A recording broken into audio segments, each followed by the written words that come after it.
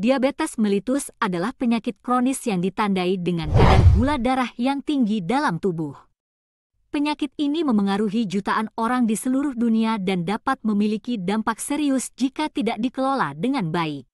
Berikut ini adalah 20 hal penting yang perlu diketahui tentang diabetes mellitus. Hal penting pertama, definisi dan jenis diabetes mellitus. Diabetes mellitus adalah penyakit kronis yang ditandai oleh tingginya kadar gula, glukosa, dalam darah. Kadar gula darah yang tinggi terjadi karena gangguan dalam produksi atau penggunaan insulin, hormon yang penting untuk mengatur metabolisme glukosa dalam tubuh. Jika tidak diobati atau dikendalikan dengan baik, diabetes mellitus dapat menyebabkan komplikasi serius pada organ tubuh dan sistem saraf. Ada beberapa jenis diabetes mellitus antara lain. 1. Diabetes mellitus tipe 1.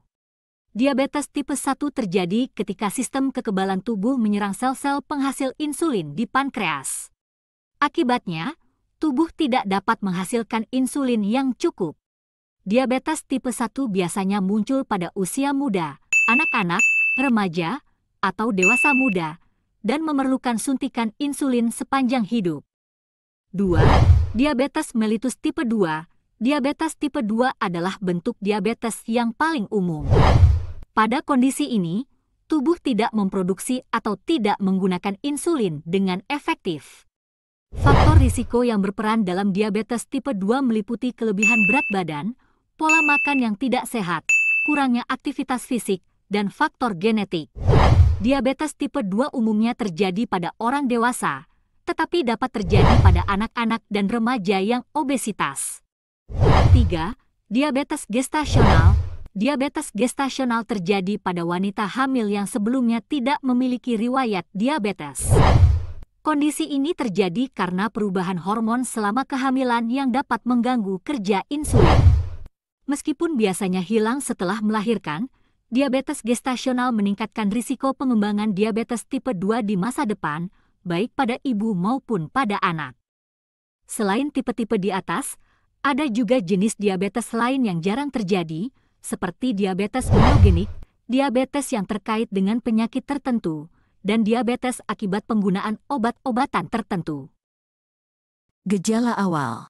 Gejala awal diabetes mellitus meliputi sering buang air kecil, haus yang berlebihan, penurunan berat badan yang tidak dapat dijelaskan, kelelahan, dan luka yang sulit sembuh. Gejala sering buang air kecil atau disebut poliuria adalah salah satu gejala khas diabetes mellitus yang terjadi karena beberapa mekanisme yang terkait dengan gangguan metabolisme glukosa dalam tubuh penderita diabetes, antara lain mekanisme tubuh karena kadar gula darah yang tinggi. Pada diabetes mellitus, tubuh tidak dapat menggunakan insulin dengan baik pada diabetes tipe 2, atau tidak dapat memproduksi insulin sama sekali pada diabetes tipe 1. Akibatnya, glukosa tidak dapat masuk ke sel-sel tubuh untuk digunakan sebagai sumber energi. Karena itu, kadar gula darah meningkat. Ketika kadar gula darah meningkat, glukosa yang berlebih dalam darah akan disaring oleh ginjal. Ginjal berusaha menghilangkan glukosa tersebut melalui proses filtrasi dan penyerapan kembali pada tahap normal.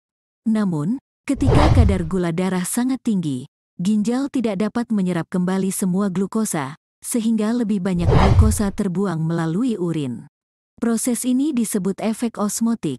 Kehilangan glukosa yang berlebihan melalui urin juga menyebabkan ginjal menarik lebih banyak air dari tubuh melalui mekanisme osmosis.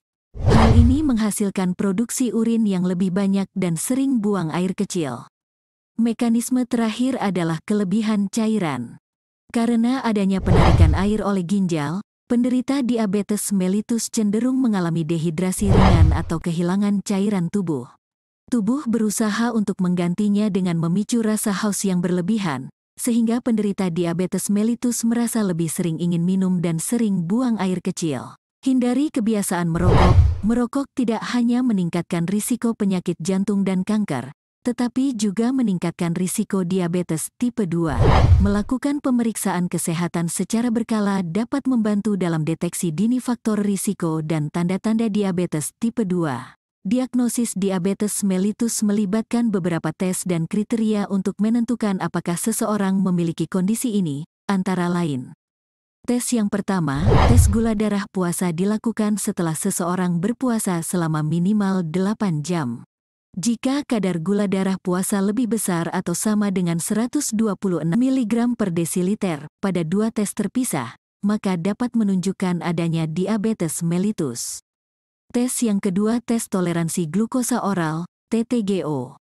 Tes ini melibatkan pengukuran kadar gula darah setelah minum larutan glukosa yang konsentrasinya telah ditentukan. Jika kadar gula darah 2 jam setelah minum larutan glukosa lebih besar atau sama dengan 200 mg, maka dapat menunjukkan adanya diabetes mellitus. Tes yang ketiga, pemeriksaan A1C. Tes A1C mengukur persentase hemoglobin yang terikat dengan glukosa selama 2-3 bulan terakhir. Jika hasil tes A1C adalah 6,5% atau lebih tinggi, maka dapat menunjukkan adanya diabetes mellitus. Komplikasi diabetes yang terbagi atas komplikasi jangka pendek dan komplikasi jangka panjang. Jika kadar gula darah tidak terkontrol, seseorang dengan diabetes dapat mengalami komplikasi jangka pendek seperti hipoglikemia, kadar gula darah terlalu rendah, atau hiperglikemia, kadar gula darah terlalu tinggi.